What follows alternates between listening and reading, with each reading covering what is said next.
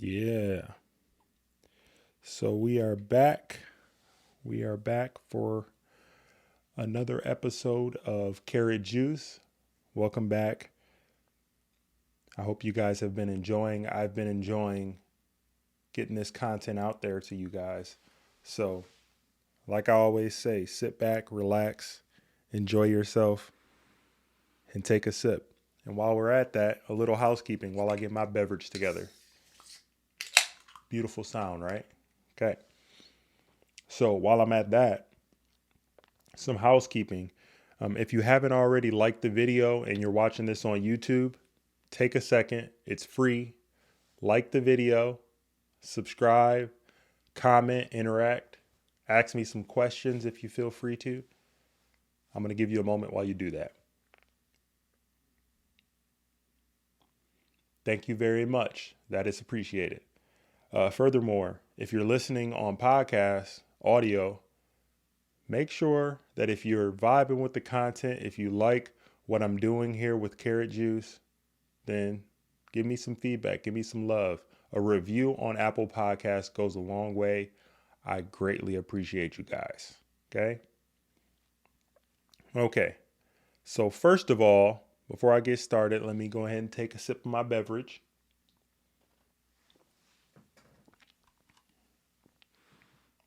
What I wanted to start this week off with, I wanted to talk about none other than Aubrey Graham.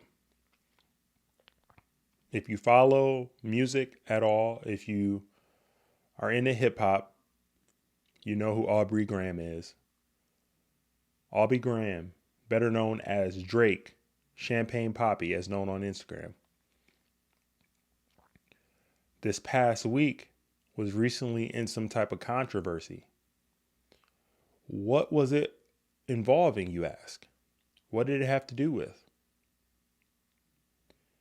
Drake has a reputation. He's known for dropping very good features on people's songs. He's known for being a very charismatic, in touch with his feelings type of guy. But there's another side that's starting to come out and be seen about this guy, right? So apparently, Aubrey Graham, better known as Drake, was in the news this past week for being a home wrecker. Okay? So, according to this article here by stylecaster.com, the title is Drake is accused of having an affair with a singer and ending her engagement. The article goes on to say, homewrecker, ? Singer Jamie Sun has seemingly accused Drake of having an affair with his former fiance, R&B artist Naomi Sharon. So I'm going to link this article in this episode. You also could go check out Naomi Sharon on Instagram. And she, at the time of this incident, only had like 30,000 followers or whatever. She's a very voluptuous woman. I'll say that at the least. So she's definitely Drake's type. So apparently, Jamie Sun, who is the fiance of Naomi Sharon, went on to state on a post on Reddit. And let me go back. Let me go to this. Pull it up right here.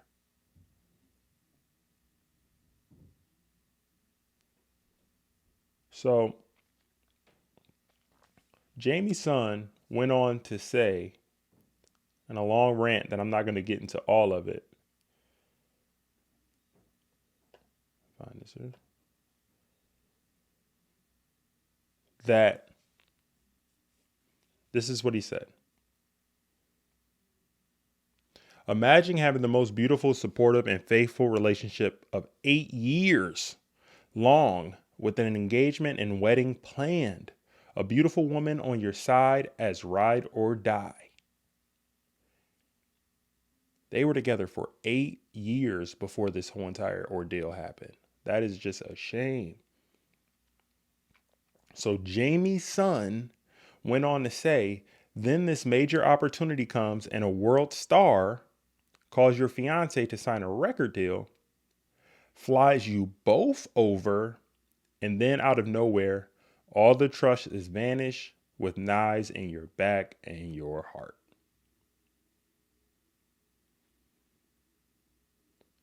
So Jamie's son went on to say that he was no longer with Naomi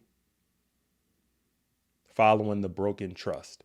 So Drake in this incident reached out to this young lady about getting her on his album, which is still being in the works, Certified Lover Boy. My inclination here and what kind of got my ears perked up was, what is Drake doing reaching out to this lady who only has 30,000 followers? And if you look at her Instagram, she's not doing a lot of singing on the Instagram. She's wearing not a lot of clothing on the Instagram. So was it her voice that drew Drake near, or was there other things in the works here?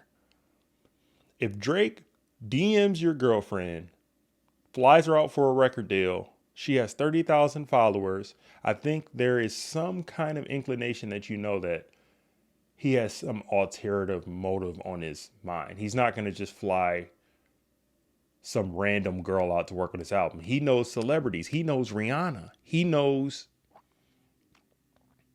you name it in the music industry.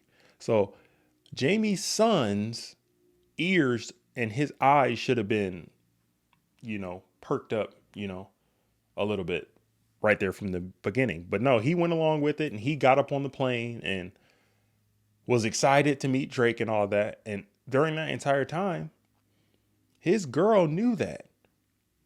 She knew that he was excited to see Drake. She was excited to see Drake. So apparently,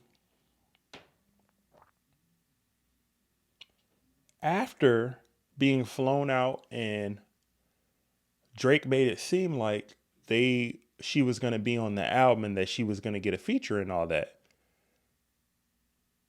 Long story short, Drake ends up being intimate with this lady and she with him, and the fiance finds out about it later. As far as I know, and as far as everybody else knows at this point, she is not going to be on the album from far as OVO is concerned. No credits on the album, nothing in the works, scratched.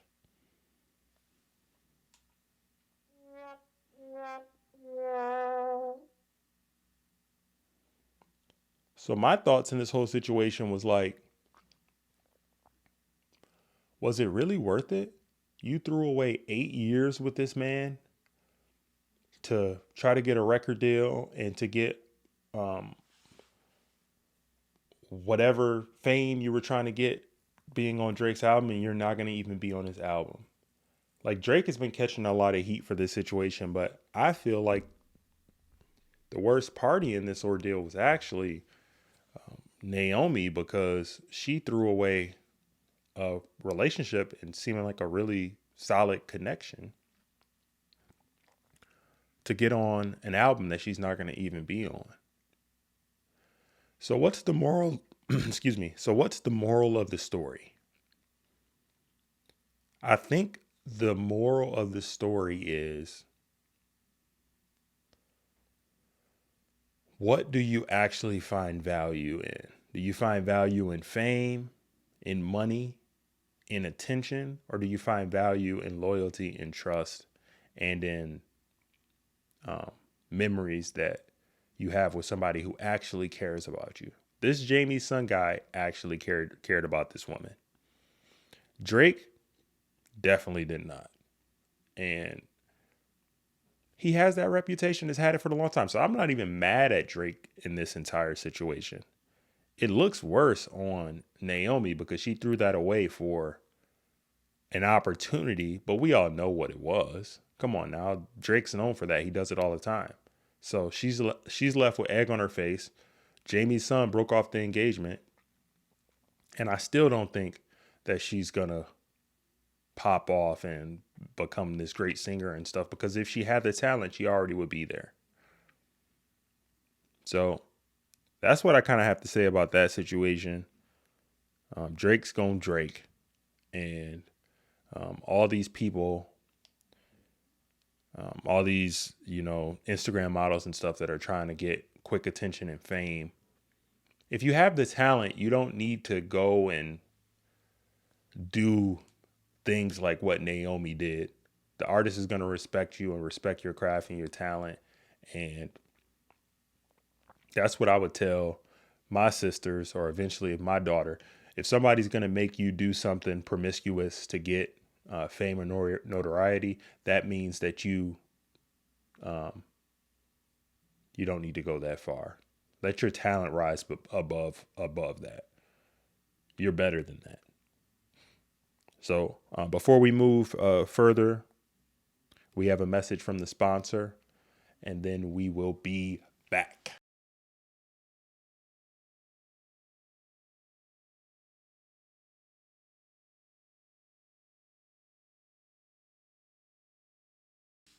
So, secondly, I wanted to talk about something that's been on my mind recently, and it's got a lot to do about things I used to think about as a kid. I used to think about money and why we have money in this culture and how it's affected us overall. And I believe that the key to happiness and the key to being someone that's going to be successful is learning your own personal behavior and your relationship with finances and with money, and how you were taught as a youth and how it affects you now. I feel like a lot of the things that I know about money have been learned through trial and error. Like when I was 18, I got my first credit card. And if I knew what I knew now, I would have never did that. I would have waited maybe till I knew more about it. I didn't understand credit utilization. I didn't know that if I had a $500 credit limit, I shouldn't put $500 on it. A lot of people don't understand that if you have a $500 credit limit, you should only use no more than 30% of that limit. And it really should be closer to 10 to 15%,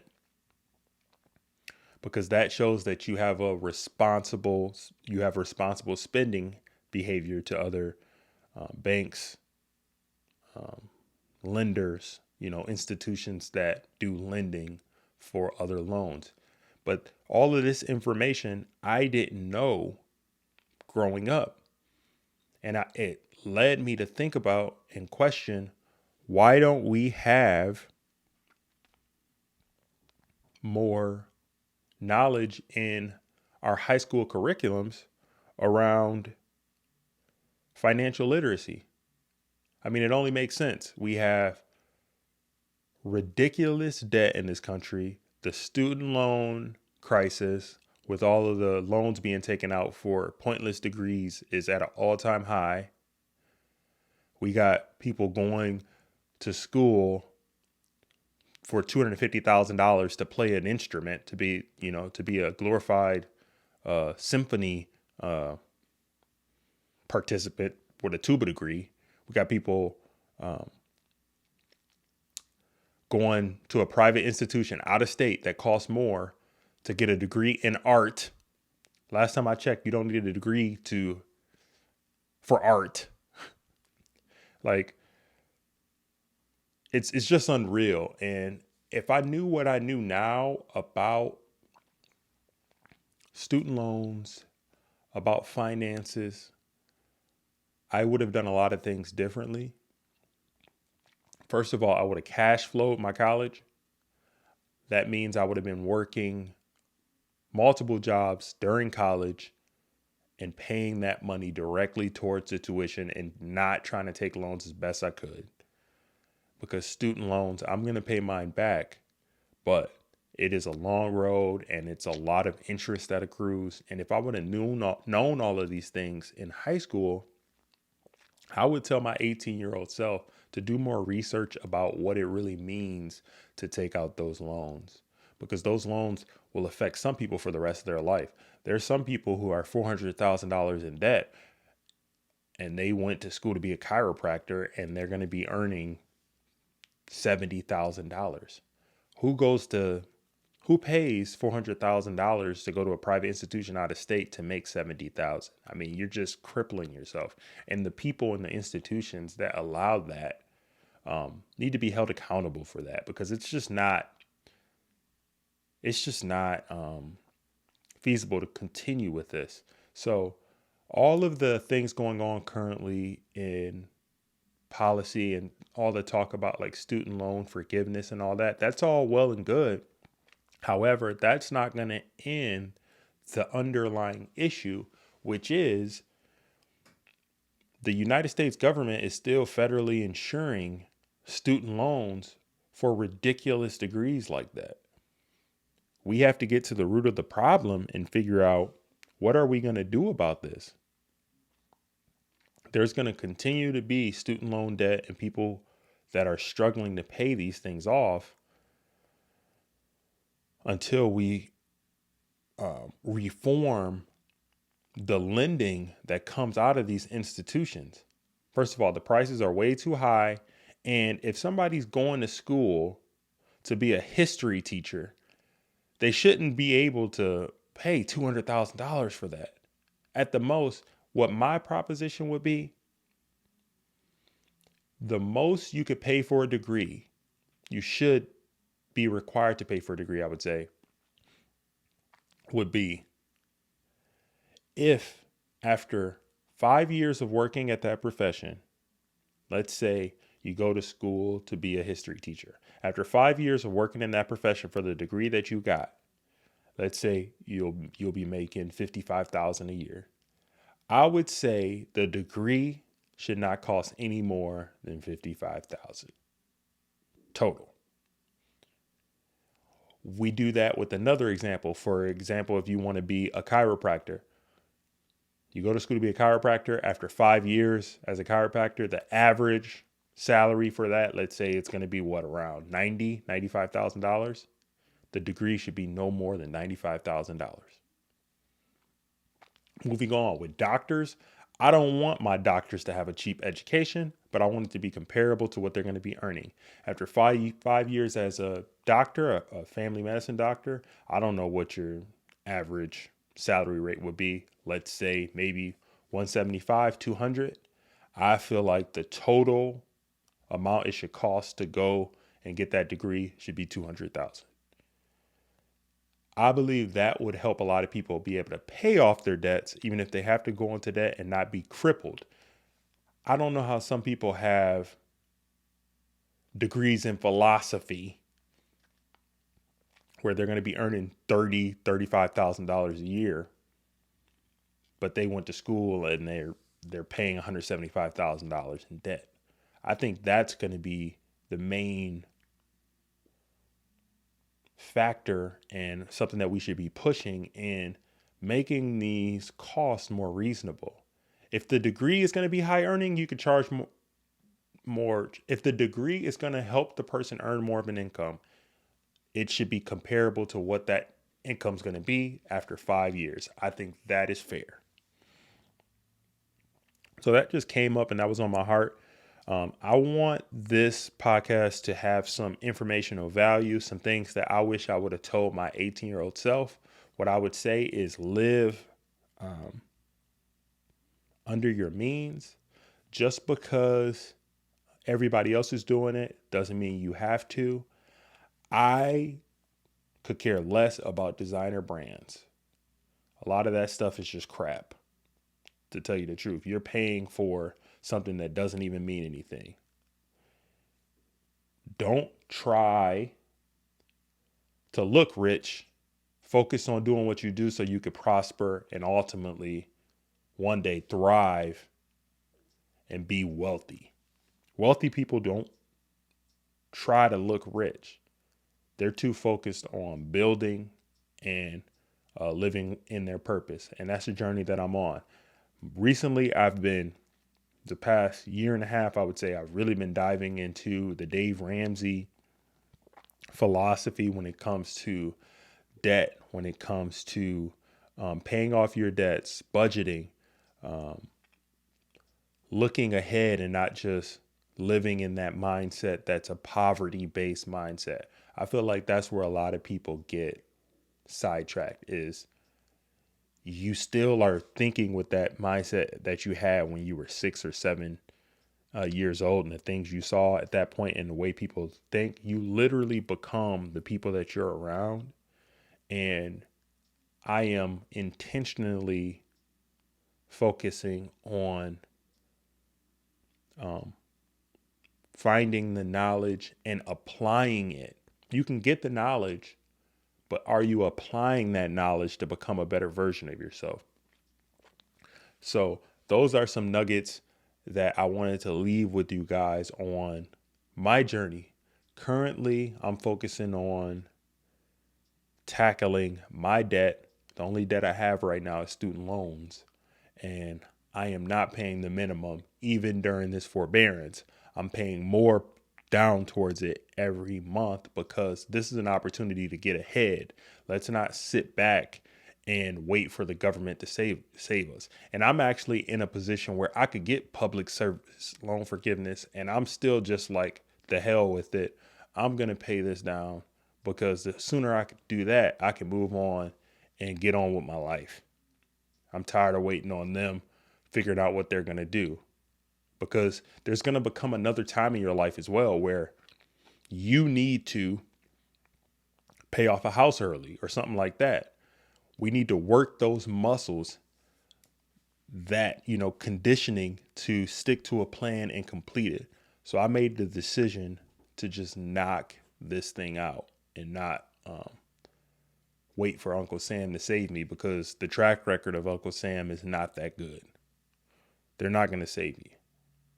So save yourself. So that's a nugget I have for the 18-year-old me. So if you're somebody out there that doesn't know that much about finance, a great resource is Dave Ramsey. It's been helpful to me. I watch all the YouTube videos, and something that I also find interesting and helpful, it helps for me to feel better about the debt that I have. When I look and I see that there's some people that have like $1 million in debt. I don't know. It just helps me to see that, like, yeah, there's people that have way worse situations than I do. And it kind of gives me some hope to be able to, like, hey, what I have going on is not that bad. As long as you have a plan, that's the first step. And then from there, move forward and do the best that you can with it. Creating a budget every month. Okay. So a little tidbit, a little bit of knowledge there. And, moving forward, we have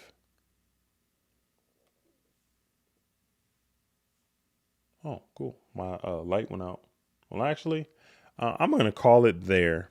I think what I wanted to say got across. And like I said before, if you guys are enjoying the content, make sure that you like the video, that you subscribe, that you share this podcast with anyone that you feel would enjoy it. And like I said, I'm going to keep putting this out there every Tuesday, and I'm enjoying the journey.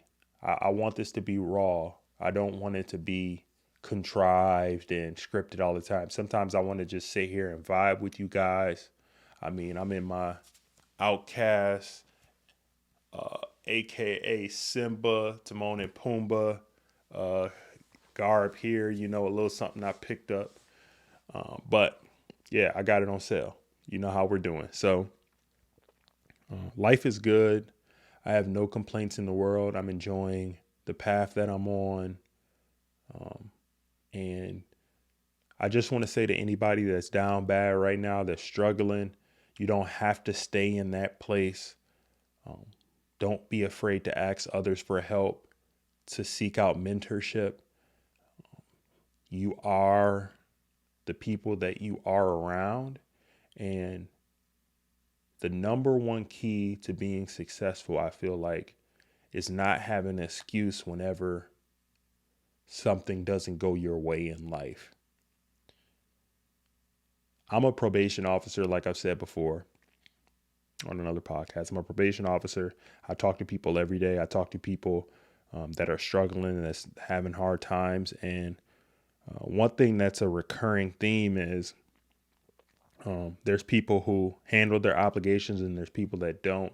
But the people who, everybody has problems and everybody has issues in their life. And I find that the people who take ownership and responsibility for the problems they have in their life and then create a plan and adhere to that and execute it are the people that's going to be successful and not let a bad situation be something that hinders them for the rest of their life.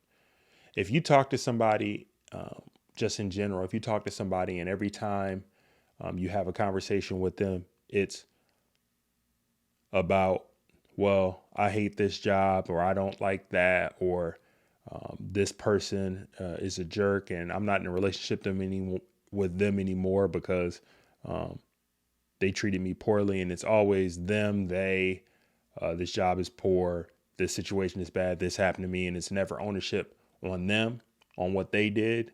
The common denominator in all those situations is you.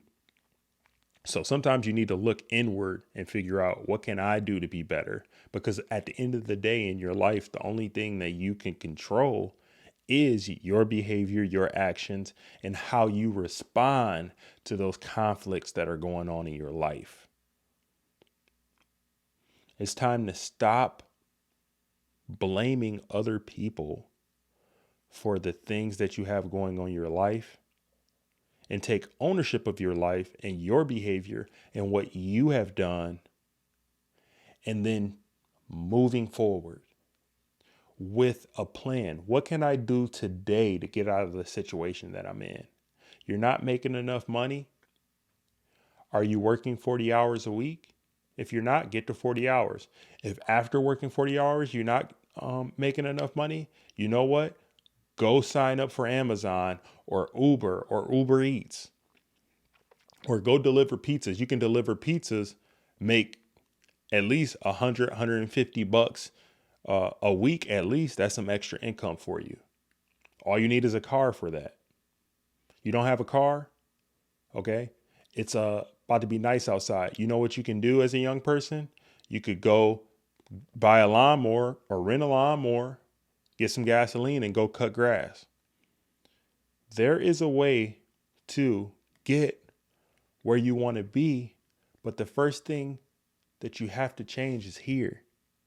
Your mentality when it comes to things. Okay?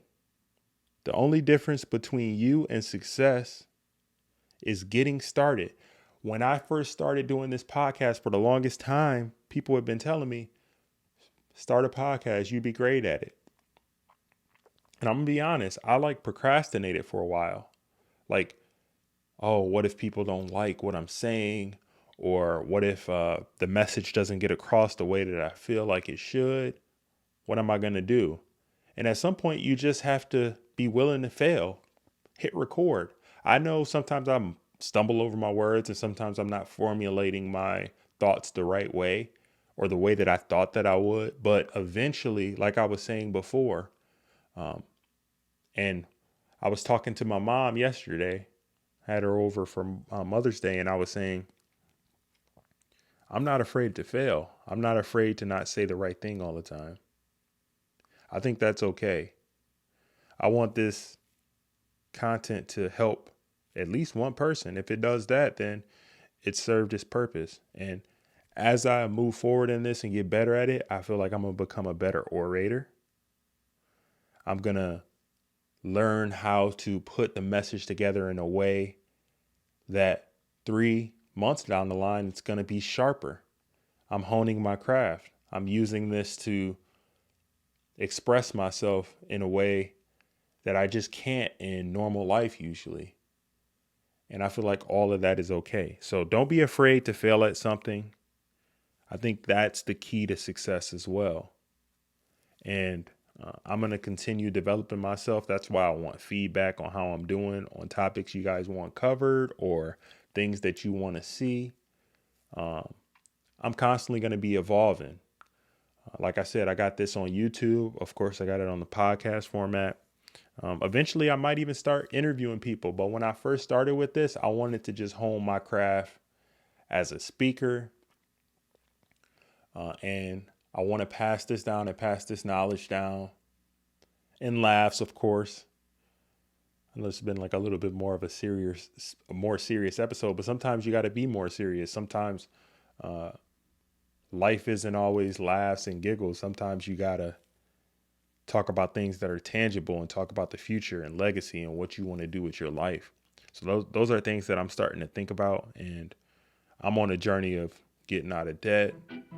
I want to read more. I want to eventually get to a point where I can travel and start buying multiple properties. I mean, those are goals. So think about what you want to do in your life and start asking questions. And yeah, that's what I got to say right now. So if you're enjoying the content and you haven't done it already, drop a like, subscribe. If you haven't left a review, like I said before, do that. And from there,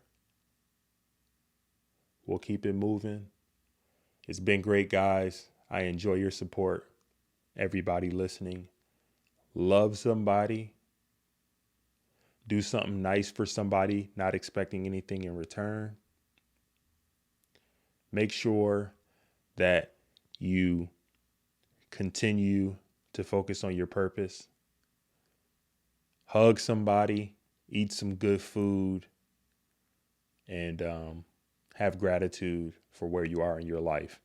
And I will speak to you guys next week. Peace.